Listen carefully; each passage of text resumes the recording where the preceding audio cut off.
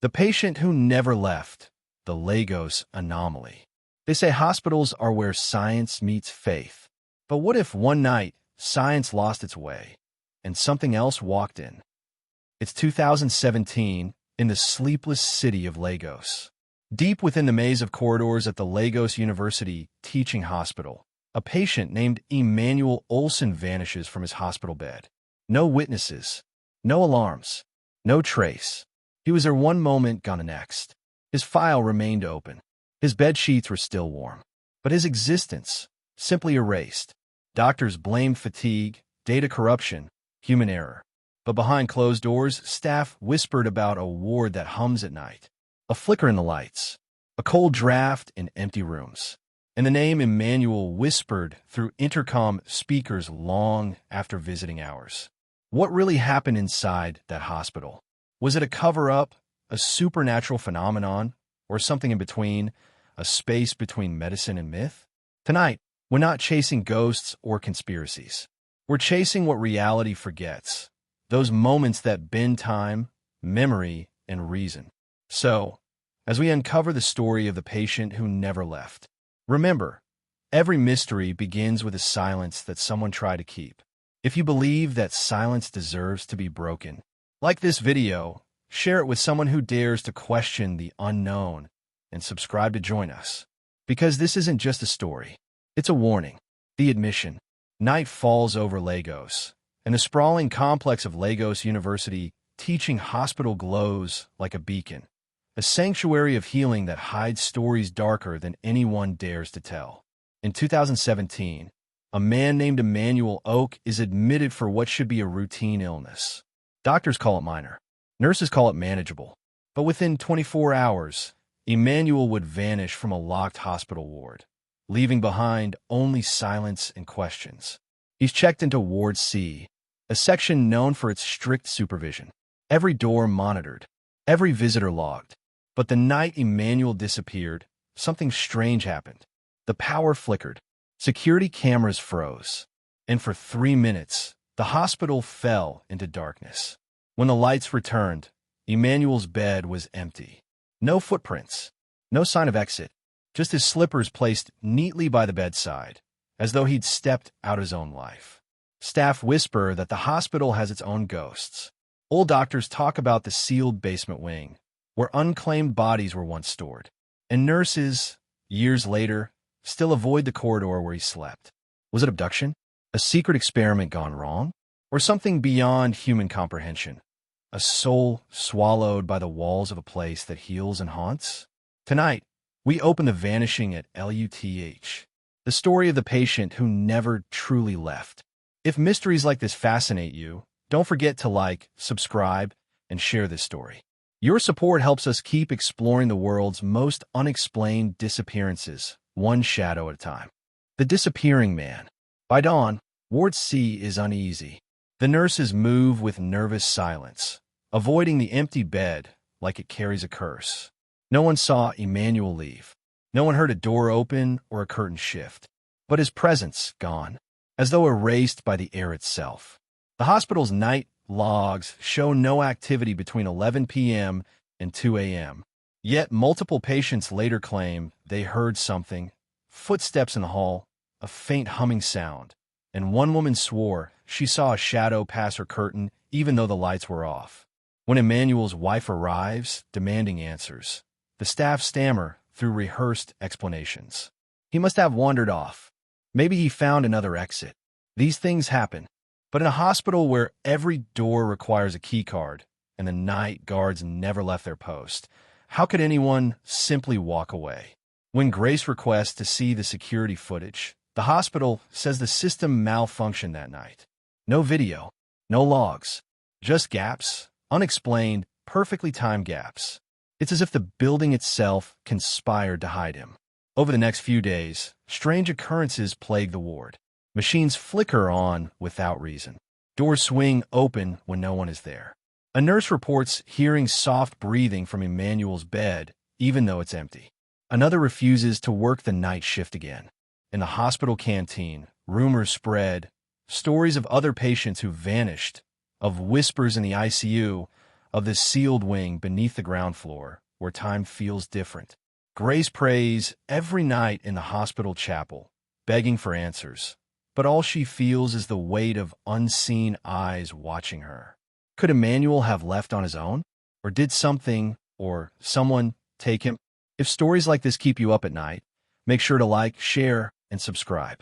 Each click helps us bring you closer to the truths hidden behind locked doors and whispered hallways, shadows in the corridors.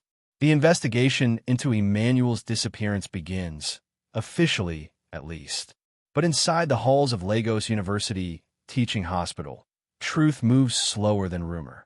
Everyone is talking, yet no one is saying anything. The timeline of vanishing. Investigators retrace Emmanuel's final known hours. At 8:42 p.m., a nurse recorded administering his medication. At 9:30 p.m., another nurse remembers checking his vitals, all stable. At 10:15 p.m., a patient in the next bed claims he heard Emmanuel murmuring prayers. And by 11 p.m., silence. Between 11 and midnight, something happened that erased a man from existence. The hallway camera near Ward C, which should have captured every movement, went offline for exactly 67 minutes. When it came back, the feed showed an empty bed and a flickering light. That's all. The missing files. As police request patient records, a strange thing occurs. Emmanuel's medical file is missing. No digital entry. No physical copy. The hospital's IT department claims it was archived for system maintenance. But when pressed further, the administrator responsible for backups resigns unexpectedly 2 days later. When Grace visits to demand answers, she's told the file will resurface soon. It never does. The doctor's silence. Then there's Dr. Chukwuma, Emmanuel's attending physician. He avoids questions, insists the patient was progressing well, and then abruptly takes a leave of absence. Whispers among the staff suggest he had a private disagreement with hospital management shortly before Emmanuel disappeared. Another rumor hints that he'd been treating more than one identity under the same hospital ID. What could that possibly mean? The night guard's testimony. Finally, the case cracks open slightly when a security guard, identified only as Ojo, comes forward. He says he saw a man in a white gown walking toward the restricted corridor near the old surgical wing around 11:45 p.m. When asked if it was Emmanuel, he hesitates. I think it was him, but something about his face looked wrong, like he wasn't awake. Moments later, the lights flickered, and when Ojo looked again, the corridor was empty. Fear within the walls. By now, the hospital staff speak in lowered tones. Some refuse to work the night shift in Ward C. Patients start requesting transfers. One nurse, visibly shaken, tells Grace quietly, "He didn't leave. He was taken." What does that mean? By whom? And why? The questions swirl like the echoing hum of hospital machines, endless, eerie, and unanswered. It's becoming clear, Emmanuel's disappearance isn't just a crime. It's part of something much larger. Soft ambient tone fades under narration. Whatever happened that night in Ward C, the truth is still there, hiding in the shadows, waiting for someone brave enough to look closer. If this story has your mind spinning, hit like, share, and subscribe. Every click helps uncover what really happened in that hospital room and keeps these stories alive. The restricted wing.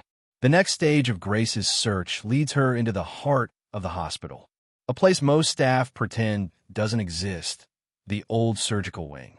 The locked door. It's an abandoned section closed years ago after a fire incident in 2003.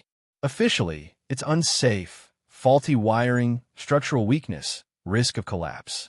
Unofficially, it's where rumors say the forgotten patients are kept. When Grace first hears of it from an older nurse, the woman's voice trembles. If your brother walked that way, pray for his soul. The hallway leading there is narrow, lined with dust-covered doors and flickering bulbs. A no-entry sign dangles by one screw. Grace manages to get near the door one evening, escorted by a sympathetic orderly, but it's padlocked shut. Still, she swears she hears faint sound from the other side. Metal scraping, soft breathing, then silence. The record that shouldn't exist. Days later, A small discovery changes everything. A medical student intern, brave or foolish, sneaks into the hospital archive and finds a partially burnt folder marked Ward C. Transfer log, March 2017. Inside, Emmanuel's name appears next to an entry that reads only, "Transfer to Wing E, clearance pending." But there is no Wing E in any hospital blueprint. When Grace confronts the administration, they insist it must be a clerical error. The intern is dismissed the next day. Grace begins to suspect she's being watched. The hidden corridor. One rainy night, Grace returns with a flashlight and courage. A janitor, who has worked there for decades, quietly leads her to an alternate route, a half-sealed maintenance shaft that connects to the old surgical wing. As they crawl through, the air grows cold and stale. The deeper they go, the more recent the footprints appear. And then, she finds them. Patient tags. 5 of them, each with names of people listed as discharged, but whose families claim never to have seen them again. Among them, Emmanuel's tag, stained, faded, and warm to the touch. The whisper tape. The following morning, Grace receives an unmarked envelope slipped under her door. Inside is a flash drive containing audio. A voice, hoarse, trembling, says, "If you're listening to this, they know you're looking. Ward E isn't a place. It's a procedure." Then static. Then a faint moan. It ends abruptly. No sender. No trace. Fear spreads. Word spreads fast through the hospital. Patients begin refusing treatments, terrified by whispers of the ghost ward. Nurses cry during night shifts, and the hospital board suddenly issues a memo. All staff are reminded to refrain from unauthorized investigation into ongoing cases. But for Grace, that only means one thing. The truth is real enough to be dangerous, and she's not backing down. The deeper we look, the stranger it gets. If you want to uncover what really lies inside those hospital walls, make sure you like this video, share it, and subscribe because the truth might be hiding in the next chapter. Ward E, the ghost unit. If Ward E isn't a place, then what is it? The words echo in Grace's mind as she stares at the hospital map. Every floor, every wing, labeled and documented. Except one, a blank rectangle between the old surgical theater and the pathology lab, sealed off decades ago. But something about that void feels alive. The search for the ghost ward. Grace returns under cover of night, a small camera strapped to her chest. The maintenance shaft she used before has been welded shut. Someone knew she was there. But this time, she's not alone. The janitor, Musa, meets her in the shadows. He's trembling, but he carries a heavy ring of keys, the kind that open doors most have forgotten. Musa, people think this hospital sleeps, but at night it breathes. As they reach the end of the west corridor, Musa stops at an unmarked door, plain metal, faint hum behind it. He inserts a key and whispers, "If you hear crying, don't answer." The door swings open. Inside Ward E, the air is cold, sterile, yet heavy. Dust coats old surgical lights, but the smell is recent, disinfectant and iron. Rows of beds line the walls, draped in plastic sheets. And then Grace sees them. 4 poles, tubes still connected, labels peeled off. On a counter, she finds a file dated March 2017, the same month Emmanuel vanished. It reads, "Experimental observation. Phase 2. Extended sedation." The file lists 5 subjects. For a mark terminated. 1 is in progress. That last name? Emmanuel Okoro. Grace's knees weaken. Her brother didn't die. He was used. The footage that shouldn't exist. Grace plays the camera's recording later that night. At first, it's just static, but then a faint figure appears. A patient, motionless, hooked to multiple machines. The tag reads E. Okoro. But suddenly, the figure's head moves, eyes open, staring directly into the camera.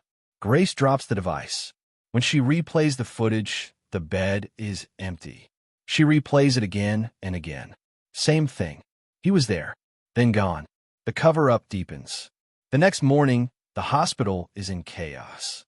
Security sweeps every floor, confiscating electronic devices. Doctors refuse to speak. Musa is gone. and Grace receives a text from an unknown number. "Leave Lagos now. You're next on the list." But she refuses. Instead, she leaks the footage anonymously online, and within hours, it spreads like wildfire. The headline reads, "Ghost Patients? Secret Experiment Allegations Rock Lagos Hospital." The government dismisses it as deep-fake propaganda. The hospital releases a statement denying all knowledge. But the public? They're not convinced. A terrifying discovery. Days later, a mass grave is discovered near the hospital compound. 5 unmarked bodies buried under concrete during renovation. DNA tests confirm 4 as former patients. The 5th? Incomplete, unidentified, but estimated to have died around 2017. Grace believes it's Emmanuel. But one thing doesn't make sense. The autopsy shows he'd only been dead a week before discovery. That means he'd been alive for years after he vanished. The question that haunts. As Grace kneels by the burial site, rain pouring down, she whispers, if they could keep him alive all this time, who else is still here? Her eyes drift toward the hospital windows. For a moment, just a split second, she swears she sees a silhouette staring down. And it looks exactly like her brother. Grace has found more than she ever expected. But this story isn't over. What would you do if someone you loved vanished inside a hospital, and the walls themselves were hiding the truth? Stay with us. Hit that like button, share this story, and subscribe, because the next chapter will uncover what the hospital never wanted the world to see. The experiment room. There's a difference between saving lives and playing God. The story takes a darker turn. What began as a missing person case has now spiraled into a horrifying revelation, one that questions not just ethics, but reality itself. The secret beneath the hospital. Grace's leaked footage spreads across social media like wildfire. Within days, whistleblowers start coming forward. A former nurse named Ifeoma, voice trembling through a distorted audio call, tells her story. There's a ward below the morgue, a place that didn't exist on paper. They called it Project Lazarus. Patients were sedated, monitored, and sometimes reawakened. Grace asks what reawaken means. The line goes silent. Then, they didn't come back the same. Project Lazarus. Digging deeper, Grace finds records linked to foreign research grants, supposedly funding neurological regeneration. But there's a problem. The grant was terminated in 2016, 1 year before Emmanuel vanished. So who continued it? A leaked memo from an anonymous insider reads, "Objective: suspend consciousness to observe biological persistence. The subject must remain between states, alive, yet not awake." The subjects weren't dying. They were being trapped. The return to Ward E. Determined to find proof, Grace sneaks back into the hospital under the chaos of an ongoing power outage. This time, she's live-streaming. The corridors are darker, wires hanging loose, medical charts scattered like forgotten evidence. As she approaches Ward E, the metal door stands half open. Inside, machines still hum. The beds are gone, replaced by cold steel tables. In the center of the room, a massive cylindrical tank, half filled with murky liquid. A faint shape floats inside. Grace moves closer, her flashlight trembling. It's a human figure, eyes open, face pale, suspended in silence. For a moment, she thinks it's Emmanuel. But then the eyes move, and the face isn't his. The call. Her phone vibrates. Unknown number. She answers, voice whispering on the other end. "You were told to leave." "Who is this?" Grace demands. "He's not gone, Grace. He's awake." Then static. The lights flicker. When she looks back, the tank is empty. The vanishing file. The following morning, Grace uploads her new footage. But minutes later, it's deleted, not flagged, not taken down. Just erased. Her backup drives, wiped clean. Emails vanish. Even her earlier viral video disappears from all platforms simultaneously. She checks her camera. The SD card is intact, but all the files are black screens.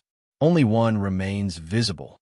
A single still image of her brother, smiling faintly, time-stamped 2 hours in the future. The last visit. Days later, she receives an anonymous message. Come alone if you want to see him. The location? The old isolation wing, closed since 1999. She goes. Inside, the air is heavy with formaldehyde. A single light flickers in the corner. On the wall, a message scrawled in red marker. He never left. Footsteps echo behind her. She turns and sees a patient gown hanging mid-air, as if worn by someone invisible. The heart monitor in the corner starts beeping, then stops. The truth they tried to erase. The Ministry of Health denies everything. Hospital management resigns within days. The site is under renovation, security doubled. But the whispers persist. Locals say they still see lights flickering in the abandoned ward. Janitors claim to hear heart monitors beeping when no machines are there. And sometimes, they swear they see a man walking the hallways at night, barefoot, wearing a patient tag that reads the occurrence. Grace may have uncovered the experiment, but the truth is far from over. What happens when a place meant to heal becomes a prison for the soul? If this story grips you, hit that like button, share it with someone who loves a good mystery, and subscribe for the next chapter, where we explore whether Project Lazarus really ended or simply moved. The survivor. Sometimes the only thing more terrifying than death is surviving it. The investigation takes a shocking turn when Grace receives an anonymous message that simply reads, "You're not the only one looking." Attached is a name, Dr. Femi Adesina, a neurologist who worked at Lagos University Teaching Hospital during the period Emmanuel vanished. According to the message, Dr. Adesina had been in hiding ever since he spoke out about patients who died twice. Tracking the whistleblower, Grace travels miles outside Lagos, to a remote fishing town along the Badagry coastline. There, in a small, derelict clinic surrounded by overgrown weeds, she finds him. Older now, weary, his eyes heavy with guilt. He knows why she's there. "Dr. Adesina, you're looking for Emmanuel." "I know that name." "Grace, then tell me what happened." He takes a deep breath, the weight of years pressing on every word. "You think your brother was the only one? We lost track of how many went missing. But one of them came back. The man who woke up." He describes a patient known only as Subject 17, a middle-aged man who had been declared brain dead after a severe cardiac event. But during an experiment to measure post-mortem neural activity, the man regained consciousness. He woke up screaming, Dr. Adesina whispers. He said he saw the doctors watching from behind the glass. But they weren't trying to save him, they were timing him. The patient's vitals stabilized, yet his mind was fractured. He kept repeating the same phrase. The light wasn't heaven. It was a hallway, and I couldn't find the door. Within 48 hours, Subject 17 vanished from his room. No security footage, no discharge records, just an empty bed and the faint imprint of a body that had been there. The theory. Dr. Adesina reveals what he believes happened. They found a way to interrupt death, not reverse it, just delay it. But the mind can't stay in that limbo for long. When it returns, it brings something else back with it. He explains that those who were part of Project Lazarus often complained of hearing voices, echoes, whispers, and memories that didn't belong to them. A few even described seeing themselves standing beside their own beds. Grace listens, her face pale, her recorder still running. Grace, you're saying my brother might have been part of that experiment? Dr. Adesina, he wasn't part of it. He was the last one. The hidden files. Dr. Adesina hands Grace a faded folder. Inside are blurred photographs of hospital equipment, syringe labels, and an old clipboard with Emmanuel's name circled in red ink. There's also a single image of the hospital basement, the same area Grace had visited, but in the photo, it's filled with beds, not machines. On one of the beds lies Emmanuel, eyes closed, electrodes attached to his head. The timestamp reads February 18th, 2017, 2 weeks after he went missing. They moved the program underground, Dr. Adesina mutters. After I spoke up, I was told to disappear. So I did. But they're still there. They never stopped. The survivor's mark. Grace notices a thin scar on the back of Dr. Adesina's neck. A surgical line almost identical to the one Emmanuel had after his first hospital admission. She asks him about it. He stiffens. I was a patient once, he says quietly. Before I was a doctor. The revelation hits like a thunderclap. The whistleblower, the man revealing the truth, was also one of them. He looks at her with eyes full of despair. You want to know what happened to your brother? You'll have to go back. But if you do, don't look into the mirrors. The interruption. Before Grace can ask more, a deafening sound echoes outside. The screech of tires, followed by a low hum. A black van pulls up. Men in lab coats step out, but their badges don't bear any hospital logo. Dr. Adesina grabs Grace's arm, thrusts a USB stick in her hand. This has everything. Don't lose it. Then the doors burst open. The camera cuts to chaos. Grace running through the dark woods, breath heavy, the van's headlights cutting through the fog behind her. A single gunshot echoes. Then silence. The vanished doctor. The next morning, Grace tries calling Dr. Adesina. His phone is dead. She drives back to the clinic. It's burned to the ground. Only ashes remain. Among the ruins, a melted metal nameplate lies half buried in the dirt. Dr. F. Adesina, Neurology Department. And that's when she realizes she was never supposed to find him alive. Grace now holds the only remaining evidence of Project Lazarus, and possibly the truth behind her brother's fate. But with every step she takes, someone seems determined to erase her next move.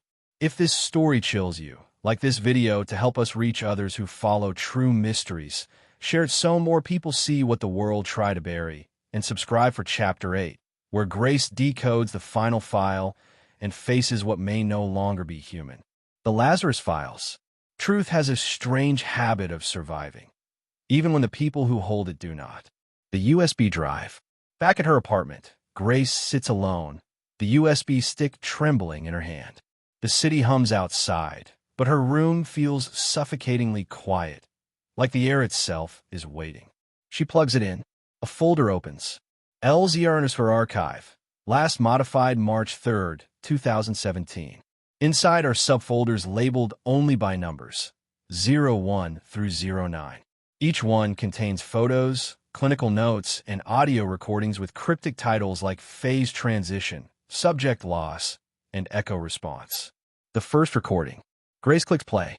A shaky black and white video begins. A dim hospital room with a patient strapped to a bed. Electrodes cover his chest and temples. A faint voice narrates, monotone, detached. Research log 02. Time of death, 2:47 a.m. Neural activity persists for 11 minutes post-mortem. Subject exhibiting intermittent motor function. Then the patient moves. Not a twitch, but a deliberate turn of the head, eyes opening toward the camera. Grace freezes. The voice continues.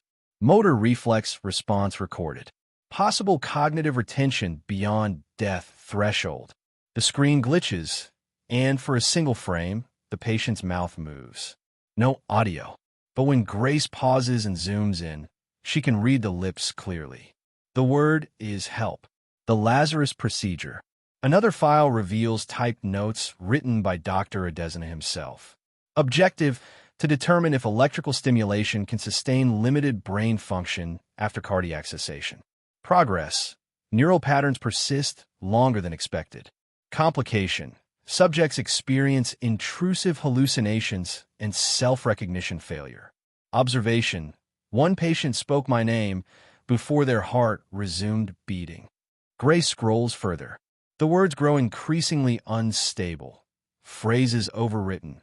Margins filled with frantic scribbles. They see themselves. Consciousness doesn't want to stay. Someone else answers when they wake up. Hospital blueprints. Among the files is a set of scanned blueprints of Lagos University Teaching Hospital. But there's something strange. A sublevel not listed in any public record. It's labeled only as Ward 9B, directly beneath the morgue. There's also a time-stamped photograph from inside. A long, windowless corridor, fluorescent lights flickering, walls smeared with what looks like ash or mold. At the far end, a figure in a patient gown, standing perfectly still. When Grace enhances the photo, the facial outline looks eerily like Emmanuel. The forgotten call. Grace plays one final file, a low-quality audio recording. At first, only static. Then a voice, faint and distorted. If you're hearing this, they're still alive. Not as themselves, but alive. Then a woman screams in the background. A metallic clang. Then silence. When Grace replays the file, she realizes the voice wasn't random. It was her own brother. The basement return. Armed with this new evidence, Grace decides to return to the hospital, despite warnings, despite the fear. She sneaks through the old maintenance tunnels and descends toward Ward 9B. Her flashlight cuts through thick darkness. The deeper she goes, the colder the air becomes. At the end of the hallway, she finds a rusted steel door marked Authorized Personnel Only. She pushes it open and freezes. Rows of hospital beds, each covered with plastic sheeting. Monitors still hum with power, and on one of the beds lies a figure, familiar, motionless. Her breath catches. It's Emmanuel, the reawakening. Grace approaches, shaking. His chest rises, barely. She reaches out, whispers, "Emmanuel, it's me." His eyes snap open. For a heartbeat, they look human. Then the pupils dilate, black as ink. A faint smile creeps across his face. "You came back," he whispers, "just like they said you would."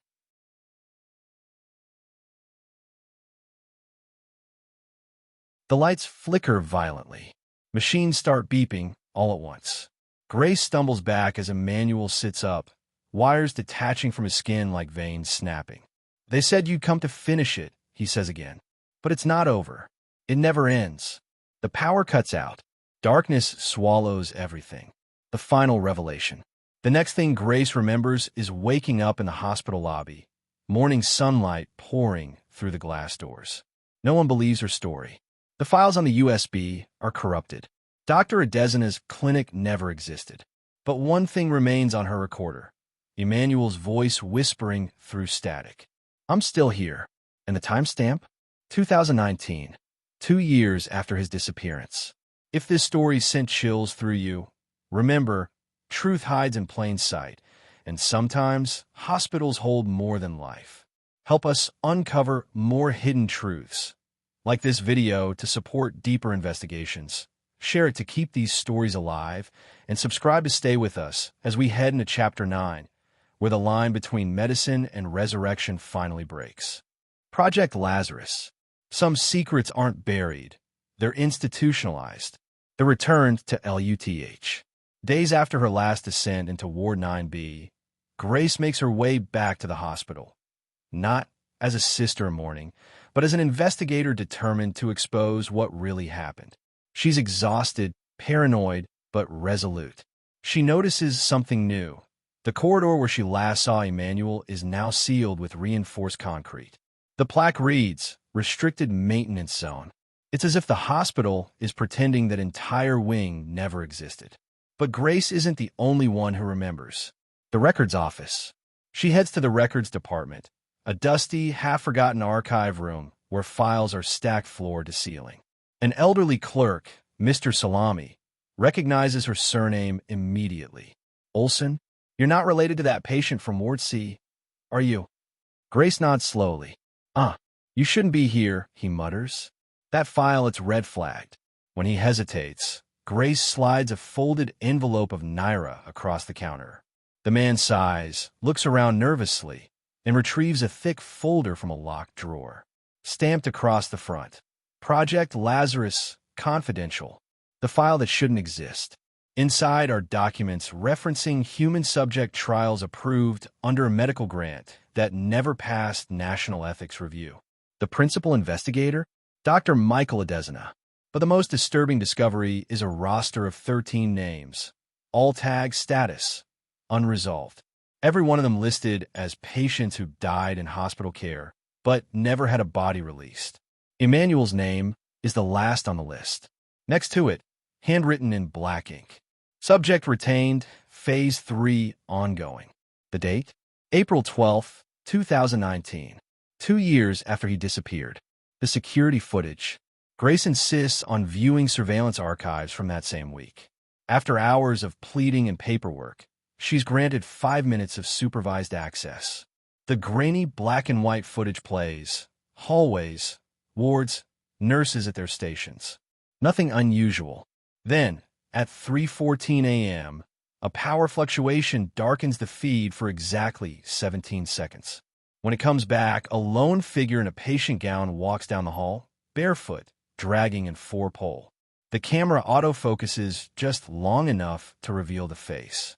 It's Emmanuel, 2 years after he vanished. He turns toward the camera and smiles. The feed abruptly cuts to static. No one filed an incident report. The Insider. Grace finally tracks down a former hospital orderly, Amaka Odi, who left LUTH the same month Emmanuel disappeared. Amaka refuses to speak at first, but when Grace plays her the distorted audio from the USB, she freezes. "That's the basement," she whispers. "We called it the cold room. I saw things there I'll never forget." Amaka describes patients brought in after clinical death. Their bodies connected to electrical rigs, their brains monitored by analog EEG machines. She said some of them woke up. They would open their eyes and scream, but it wasn't their voice, she says. They would look at us like they didn't know who we were or who they were. The funding trail. Grace's final lead takes her to a research institute in Abuja that supposedly co-funded Adesena's post-neural study. She confronts the director, Dr. Chukwu, who denies any involvement. But when she mentions Lazarus, his expression falters. "That project was never meant to leave the lab," he mutters. "It was about brain cell persistence. But someone turned it into something else." He hands her a single flash drive before walking away. "If you're smart, you'll destroy it." The file name. When Grace opens the drive later that night, there's only one file. No documents, no photos, just a looping video. The file name.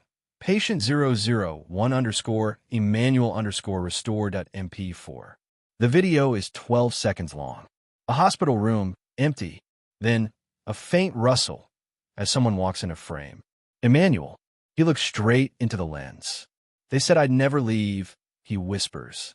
They were right. Then the screen goes black. The next morning, Grace submits every file, photo, and testimony to investigative journalists. 2 days later, she's found unconscious in her apartment, alive, but unable to speak. The flash drive is missing. And within 24 hours, the hospital issues a press release denying all allegations, claiming no patient by the name Emmanuel Olson ever existed. But those who worked in the hospital remember his face. And sometimes, when the night ward grows quiet, nurses still swear they hear footsteps echoing from the basement. Even though Ward 9B was sealed years ago. If stories like this leave your heart racing, remember, silence protects no one. Like this video if you believe hidden truths deserve light. Share it to keep the mystery alive, and subscribe to join us as we enter Chapter 10, where we uncover what really happened to the patient who never left. The patient files. Sometimes finding the truth means becoming part of it. A quiet return. Weeks pass after Grace's collapse.